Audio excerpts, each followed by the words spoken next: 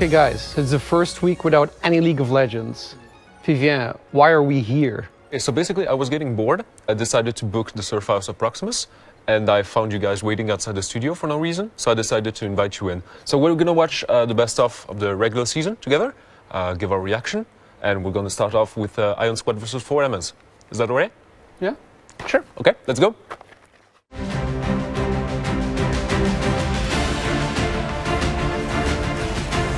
On est parti du coup, effectivement Mich qui va prendre quelques petits dégâts, le premier en tout cas de son équipe à se faire engage par les Ion Squad qui décide de y aller sous le coup de Domi, la téléportation qui arrive de la part de Phoenix qui rejoint ses coéquipiers, le dragon est récupéré ainsi que la vie de Charme et on va pouvoir continuer du côté des Blue Side pour aller chercher dans le backside le maximum de kills et c'est un quatrième triple kill de la part de Fliff. Dino, what do you think? Phoenix in that clip showed us that he came to play in the first week. I remember that in the beginning we thought this was the strongest top side, like Phoenix and Domi, they would control the entire league, and it was really good to see in the first week. It was insane. Yeah, we've seen a lot of great top laners this season, and as you said, Phoenix was expected to be the best, but then we saw like Roba, Zergot, even Pascali, we saw such a huge level on this lane. The thing is with the top laners, I think the skill gap, or at least after like week 2 and 3, the skill gap between the top laners was the closest from all the roles. Yeah. I think that's every matchup could have been won by another top laner. True. It's also the first week that we saw Ion Squad play because we never seen them before. Seeing them performance versus 4Ms was pretty impressive. I think it put them on the map in the Belgian League as one of the strongest contenders for the first places in playoffs. I think Marrow also really surprised me here because I knew he played Diana, stuff like that, and suddenly he picks the Seraphine and he carries his entire team on like a supportive enchanter in the mid lane, which is pretty insane. Next clip? Let's go. Attention à Pascali ici qui va se faire aider par Charme, un gros coup d'éruption solaire, un ouragan qui est lancé. Oh, this is where Peter goes in. Wait, is this the first Baron steal? Yeah, it was the first one. No, this is his second one. This is second already? One. Yeah. Yeah, it's the second one. He did the first one in the first. First one is first week. So Peter already flexing on the league. Yeah, because I remember the meme with like the 3 fingers they made with all the objectives. With the 2 fingers, yeah. Wow. And That they was... end up acing them. They won the game. Yeah, that's why we're seeing this. They're finishing the game. Yeah, I didn't remember that. I don't even know. Like, I think they might have been one man down when Peter went in as well. Yeah. That rings a bell. That rings a bell. That rings a bell. Oh, that was so good though. But this is also the moment when people were like, "Oh, Henk, they can win they might games." be strong. They might be good. I really like this clip too because it was still in the beginning of the splits. And for elements, we had high expectations about them, and Gang beating them. We're like, okay, so who are really the real contenders for the title? I actually like the fact that we saw Henk pull off kind of a not pure meta comp. That's also one of the first teams that we saw in the Sping Split of the Belgian League able to work around the meta with like comfort pick, and we see here Peter with his Ivern stealing his second Drake of the league week 2. That's pretty amazing, and that made me believe in Henk for the rest of the season. It's also 2 things, right? Because Kopstok, he got his Anivia, which he never got anymore after, and you can see 2 things here. It's what 4Elements didn't have was like they didn't really have a good team. I don't want to say atmosphere, but they didn't have a good team cohesion. And Genk had it straight from the get-go. They were like 5 friends, they were playing, and they weren't like 5 team members who needed to become friends. That's very true. It was really hard to know how good these teams were because in the first week, KVM and Ion Squad, they both won like both their games, and they came into the second week. And you're like, okay, as Paul said, like who is our bottom team, who is our top team? We still didn't know because KVM looked shaky. They won against Sector 1, but it was pretty close. So no one put them up there. And then Genk came in with this game, and you knew Peter stole Baron twice.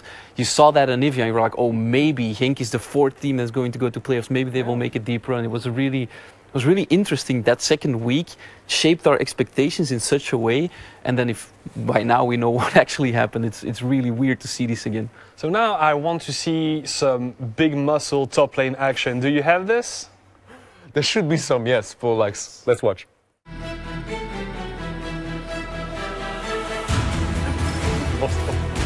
Attention ici, c'est parti. On Is décide this de the one where Zergo just goes Yeah. absolutely ham? Yeah. When you think it's lost right now, and then Zergot pops up. And then the big muscle. Yeah. Here is the big True, muscle. big muscle. Big muscle. World ender. Phoenix too, big muscle Yeah. with his gnaw. Yeah, because this was clean. This was Oh, very this was clean. a And very really it long was like fight. the end of the fight. This is before before the Aatrox change. Yeah, when we still had bar. Goldrinker, Sterak, and Go it was... drink a Sterak and it was like just with Jane. Like, Oh, he's low, he's low, he's low. he's not low, he's not low, he's not And low. Phoenix will try to chase him, and then he knows that he can't. I realized that 2v1. I love that Phoenix, the two of them ran away like, no, we're not dealing with Zergo. Phoenix wanted to go back. Yeah, Phoenix wanted to go back. Yeah, it's Zergo. Phoenix. He doesn't want to back I know, off. he's back, he's back. still he's back. trying, but they He's still can't trying catch to him. kill him. Was that the big muscle top lane action you wanted to see? I enjoyed it. It's actually a very good showdown between the two top laners, Zergoth and Phoenix, two of our best top laners in the league, being very aggressive, being very decisive for their teams. And this match was pretty intense. Like, we saw Sector 1 lose versus KVM in the first week, but then they had to win versus Ion Squad to make a place for themselves. So this was a good performance, even though they finished with a loss in the end. Yeah, it was quite hard to predict every game between Ion Squad and Sector 1. It was really hard to predict. It was close games. It were really close games. And like in both games, we had some really, really interesting moments to watch. That's why this game was so important, as you said, like Sector 1 and Ion Squad, nobody really knew who's the strongest of the two. And this was the first time we ever saw them against each other. And also, I think this one shows pretty much like the disconnect you had with Sector 1 in the beginning, where Aesthetic suddenly looks at Mundo jungle. And I knew on the cast, I was like, wait, that's a patch early. Yeah. It's still a tank. But then he actually performed on the tank, and you saw like his playstyle should be a little bit, well, good enough for that patch. So his playstyle should have been more controlling, but they lacked that aggression. And then Zergot already showed up in this game, really big. I think it was the first one for him. Yeah, it was the first one where we're like, okay, Zergot might actually be the best top laner in the Belgian League. You know who we haven't seen yet? KVM. That's true.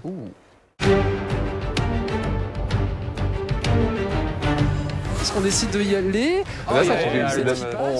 That's Domi, like, overextending. Pantheon Shen, right? Pantheon Yeah, Chen, it was yeah. a Shen support. Bardo was... Bardo had a lot of kills this game. This was pretty amazing. Urban aggressive jungler starting a meme. And Miko actually like popping off on his Oriana. And Maro on Yun. And that's Bram just... But it's like Marrows, once again, just picking up random champion doing super well. Yeah, you could play anything. Well, the fight went in KVM's favor. That was the final moments for both of those teams in the first half of the split. We were waiting for this match for the whole duration of the first half. KVM and Ion Squad going into this match like completely undefeated. And clearly, the better team was Mechelen. This was so close, so interesting, because as you said, they were both undefeated. We knew at the end of this week we would have an undefeated team and one would take their first loss. And it was Ion Squad, but it was so close. I use it clearly, but I remember that the predictions in that week, every single caster predicted Ion Squad. You're right, and then they made fun of Every us. single caster. Every single caster. Didn't and you they predict no, KVM? No. no. Okay. All predicted Ion Squad. Nobody Nobody dared to bet on The thing was KVM. KVM won against Sector 1, but it looked really shaky. Yeah.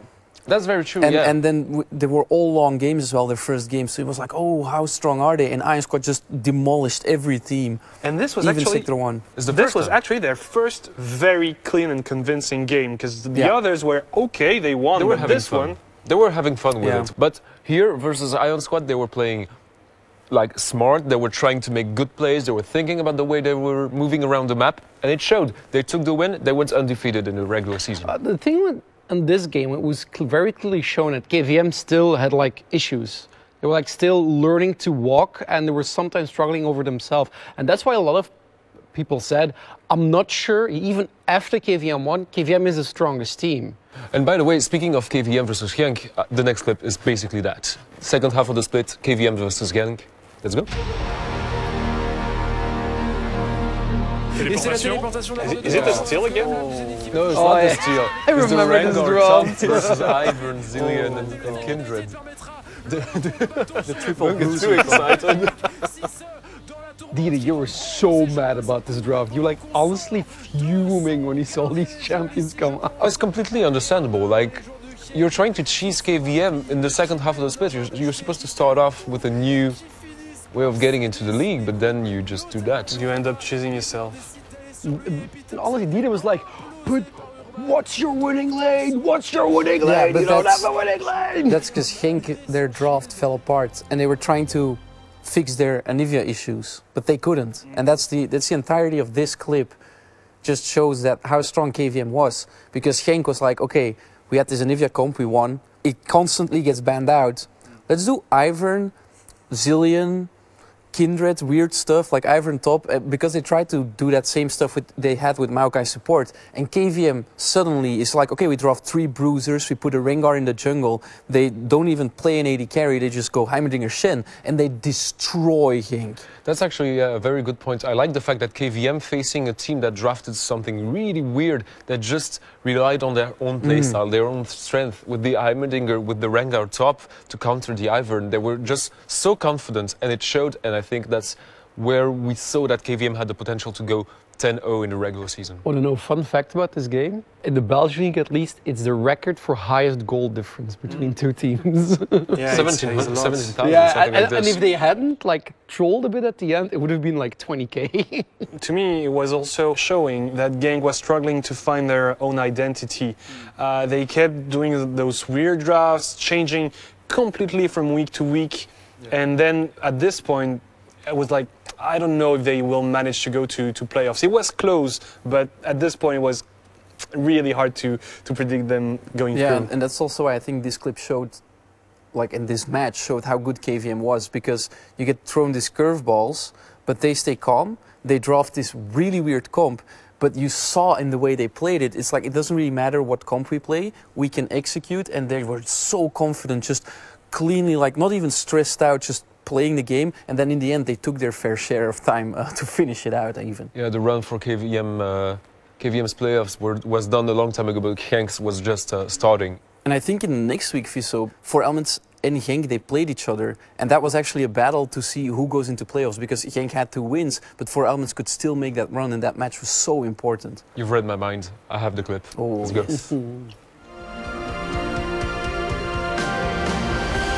So 4Elements still had a chance to qualify after this loss, if they took the loss. Yeah. Oh, was this the game where Mish couldn't carry? It was one of the numerous games. The engage of Extrarm is just... He's running, he's not trying to use a spell, he's not trying to create space for his team. Again, you have a bullet time that hits no one. But they still managed to win, because all of their players, like you see it here, like that fight goes so bad in the beginning, but you still see like, okay, if you give Atlas the space, he can still damage a lot of people. This was actually a clip, an interesting clip, because at this point in the tournament, it was really the battle for 4th place between 4Elements and Genk.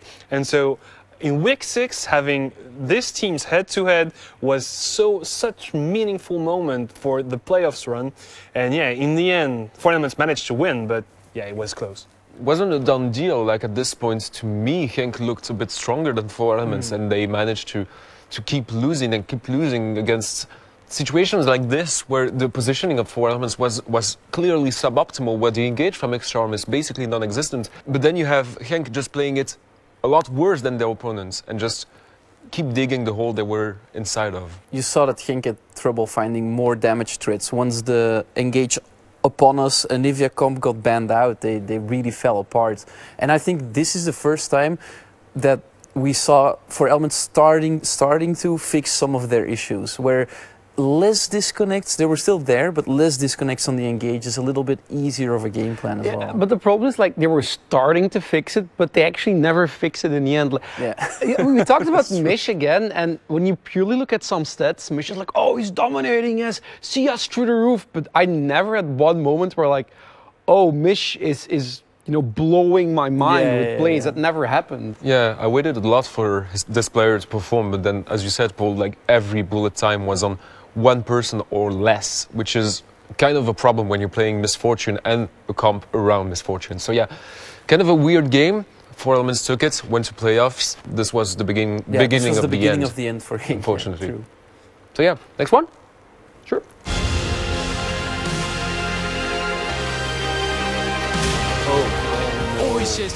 Not this one. This game was actually one of the first game where Static popped off. He was actually really impressive Yeah, it was in this game. the end of the season when we have been criticizing him, and I think we were right to do so during the whole season. He was And then underperforming. I don't think I know we were right This is to where do the whole Sisse, season. Sisse every single game locked in Leona. Like every single game of Genk, Sisse was Yeah. playing Leona. And then Knight just dodging Oh. every mystic shot. Like he doesn't. No, he ends up dying. No, he doesn't die, die. he He doesn't doesn't die. die. Honestly, He I think doesn't Knight- Knight, gets like, away. I think he runs scripts or something. But no, he doesn't. He It's dodges amazing. everything. It's amazing. But he's an Aram player, so of course he learned how to dodge every skill shot in the game five Yeah. times in a row. I like this clip because for me, this is the first time I started getting hope in Sector 1 actually battling the top 2 again. When you see Knight suddenly performing, and as you said, Aesthetic was looking better. But it's also kind of sad because this is also the part where you knew, okay, Genk is probably not going to make it. Yeah, at that point, Genk is basically out. I totally agree with you. And that's one of the week where Sector 1 had to perform because they had the double week to play. And it's also the first time, so as you said, that they started playing as a group and they had Forsaken in. So the 6th week was a bit shaky because they were still new to the new company that they had pulled off. But now they were pretty convincingly beating teams that were potential contenders for the playoff spots. Yeah. It's kind of weird because this is one of the last times Knight was on the. Because Knight is a big name in the mid lane, right? And this is one of the last times you could see the high level Knight. As in, he was carrying, and after this week, Knight started carrying less, being less the front head of the team, and people like Zergot kind of took over. yeah, it took a lot of time for Sector 1 to wake up during the season.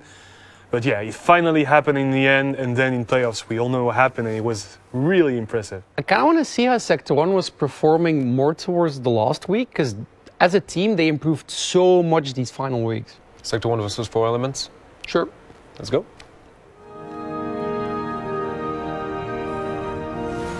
Oh, this game was close. This is where they try to pull off the wombo combo underneath the Azir turrets. Yeah. And X-Charm actually managed to find good engages, but like the communication from 4 Elements, unfortunately, not enough. Look, like this. Yeah. This is amazing. Mitch And is the a barrel misfortune again, connect, and it's it's only one guy. person in bullet time. I mean, but the problem here as well for Mish is that you have the Azir turret, you can't go that way, you have to go all the way around. Yeah. And that's the disconnect they still had. Atlas. Yeah, it was hard Atlas. for him to go in, but Forsaken just free kill on Atlas. But Like, it's once again, 4 Elements just one engages, everyone else is somewhere else, and then they engage, the second person engages, the rest of the team is the other side of the map, and then roll the ball.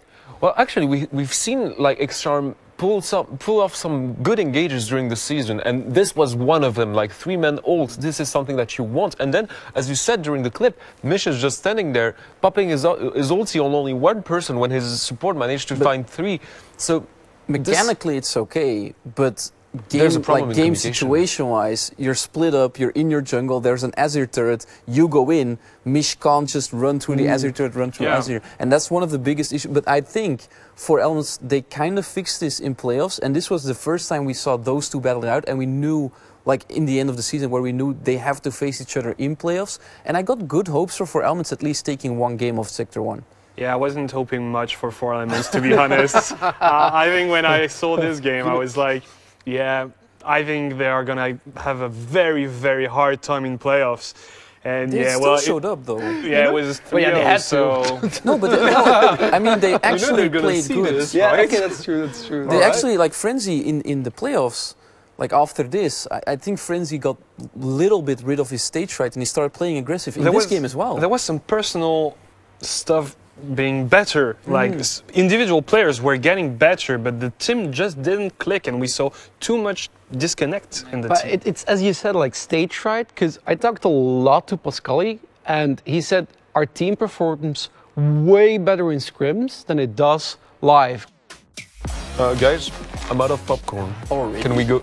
Yeah, I started eating it before you got here, Oh. so. Let's just go sit somewhere else.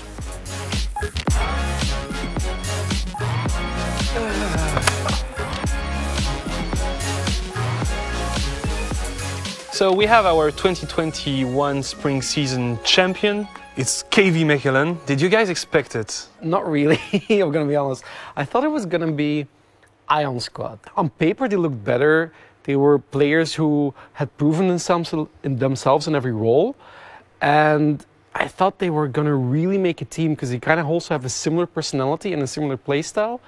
And honestly, I thought KVM would be 2, maybe above, maybe under Sector 1, but apparently they did it. I was expecting KVM to be in the top half of the leaderboard. I wasn't expecting them to be undefeated in the regular season. But seeing during the first weeks that they had this adaptability made me think that they were maybe the team to follow. And I think after the week 2 or 3, I was convinced. For me, it was more the fact that they had Ithra light, so they had Ithra from last year, 3 players from there, you take a new jungler, and then you have Roba, who is actually a little bit too Amari. It made me put them a little bit lower, but it was just a recipe that started working, and I distinctly remember up until they faced Iron Squad, everyone thought what Xavier was thinking, okay, Iron Squad is the strongest team in the beginning of the split, and then it turned out to be KV Mechelen, and I do think going into the playoffs, we saw KVM versus Iron Squad in the first game, but I don't think anyone expected the way that it went, that it would be a 3-0 in the end.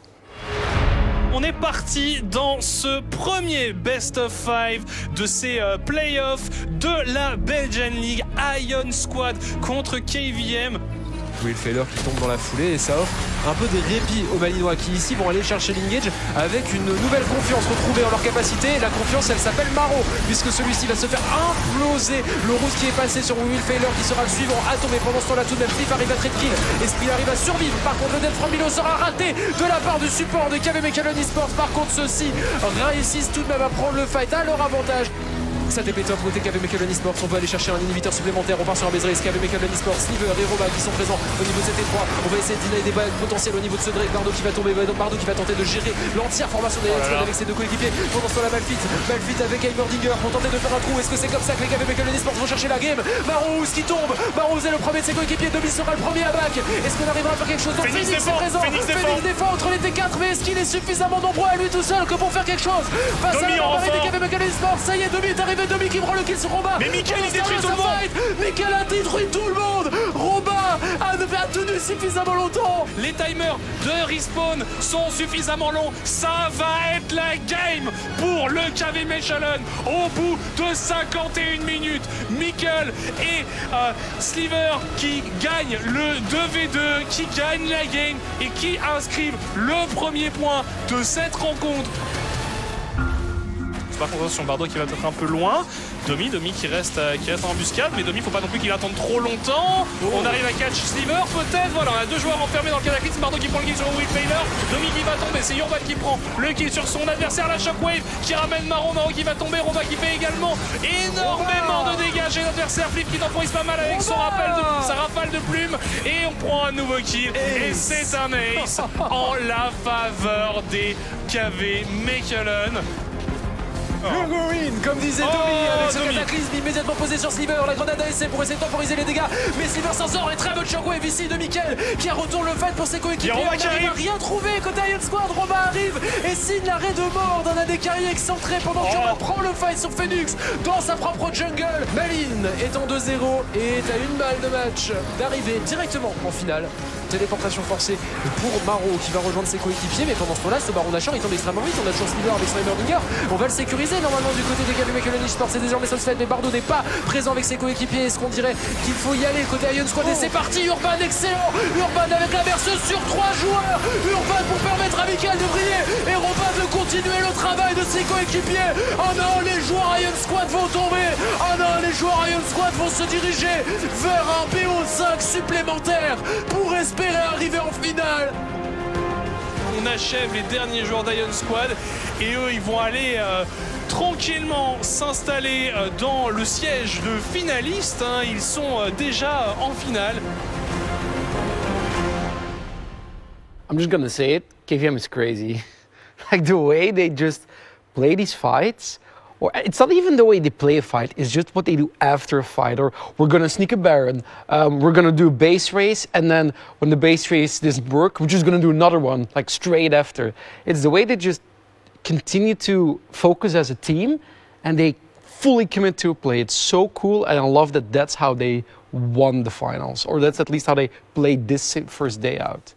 Yeah, they spent like so much time improving during the split, especially in the team fight area, because in the beginning I think most of us were thinking that Iron Squad was the best team fighting team, but then KVM showed that they could they could match them, that they could beat them, and so it was really impressive to see this in the best of 5. I think most of us thought that it would go to 3-2, 3-1, a much closer best of 5. In the end it was just 3-0. It was really impressive to see from KVM.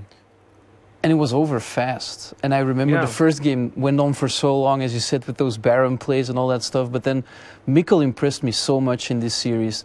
It was like we already knew that he was a good mid laner and he played champs like a Yone. But in that series, he went from Tristana being the focus of the first draft into Orianna, which was like an okay, safe option in the mid lane, and then into that Yone in 1 best of 3. And you saw that the difference that he made for KVM this year was so big.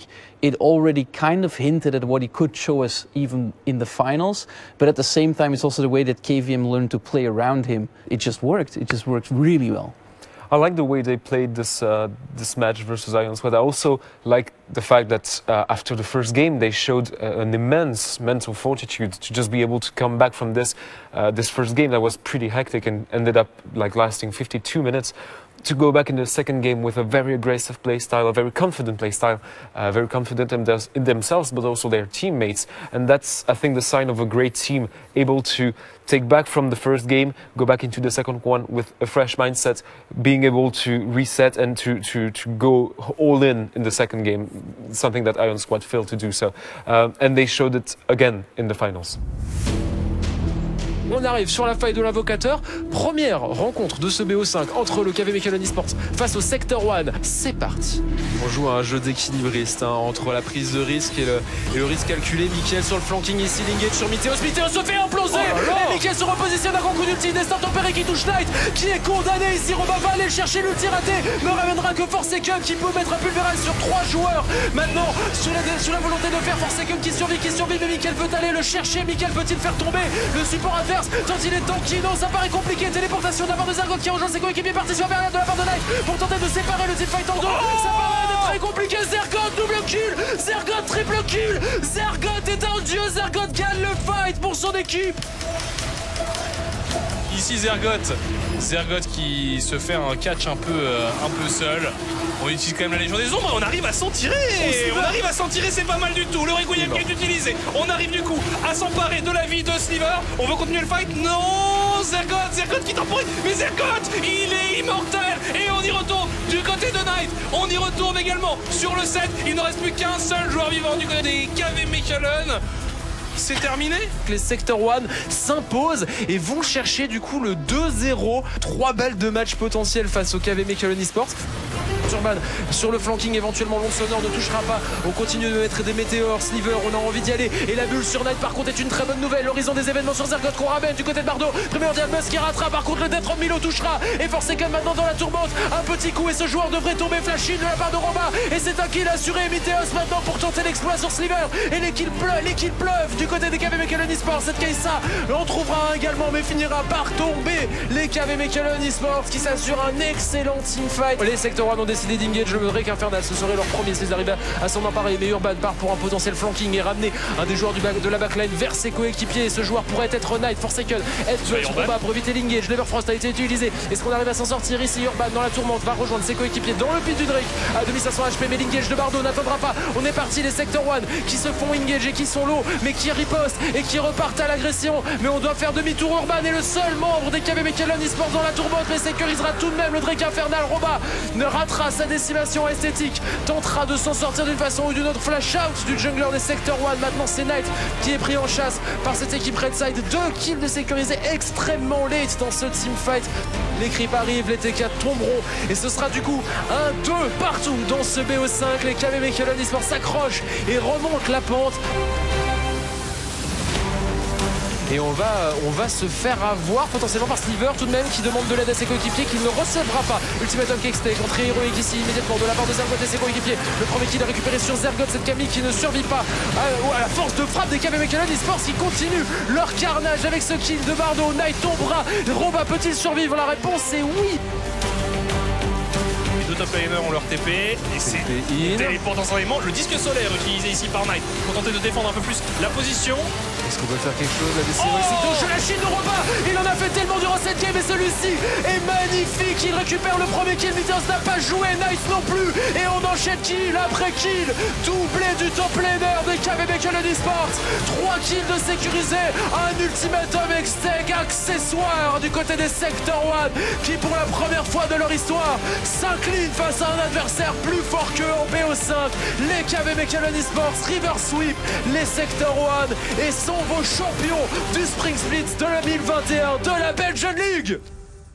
For me, this series is going to probably stay in the back of my mind for a long time. And it's just because we went in with high expectations, the grand final, and then those first 2 games you have Zergot, who basically is destroying every hope you have in a series. You saw like the Arthrox game, you saw the Silas gameplay at the end, where they catch him and then he survives and the entirety of KV Mechelen dies, and you're feeling this fears like this is going to be a quick 3-0. But then all of a sudden KVM gets back up, they start drafting stuff like a Lee Sin, they get back into the game, and you have a series. And yeah, it was an emotional roller coaster, I think, for us, but also for the players. I 100% agree, because KVM, they turned it around. I was expecting a very exciting final, like very close final. And then we saw the first 2 games, as you said, like, oh, Sector 1 in close games, Sector 1 probably going to win. And then KVM just pulled all of these other tricks out of their head where, yeah, we're going to put Lee Sin, or we're going to put the Jinx out as well, oh, another Vega, another... It's so well done from KVM, and it's so cool that they can pivot to whatever needs to be done. And remember, we had like something we said, it's the goal is the same. They just need to win 3 games. It doesn't matter if they lose 2. Just the goal is the same in the 3rd game as it is in the 1st game. There's something that we've seen starting from the 2nd week, I think, of regular season versus Genk, an adaptability from KV Mechelen. And they've shown that, again, after losing the first 2 games of this BO5, putting the bot side top, swapping, choosing to play Lee Sin, picking Veigar, that's something that you don't see from a team that's being led 2-0 in a best of 5. So this is great showing from KVM. All right, they have a particular playstyle that forces them to innovate from time to time, but this is a way of playing, this is a way of living the game that's very different, very more relaxed and more confident in themselves, and I'm very eager to see what they can do with it in the long term and on the international stage. The whole story was beautiful. When you look at the top 3, you had Sector 1, they were the dominant kings of 2020. You had Iron Squad, who was the very, very strong contender, ending the season with only 2 losses against KVM, and you had KVM being undefeated. And then they come to the playoffs. You have this first best of 5 that goes up to 5 games between Iron Squad and Sector 1. A very, very like emotion-heavy best of 5, and then it ends with KVM being contested for the first time, and that was really the most surprising, because some of us were expecting a 3-0 from KVM as they had done for the whole split, but no, Sector 1 put like such a strong performance, leading the best of 5 2-0, and then KVM winning the finals with the first reverse sweep of the Belgian League. I think that's one of the best stories we could have. Well, gentlemen, I think this is it. This is the end of the Spring Split. It was a pleasure working on it with you, and thanks for everything you put in it. It was better because of you guys and because of everyone here at Proximus, so thank you. And we'll leave it at that, I think. See you next split.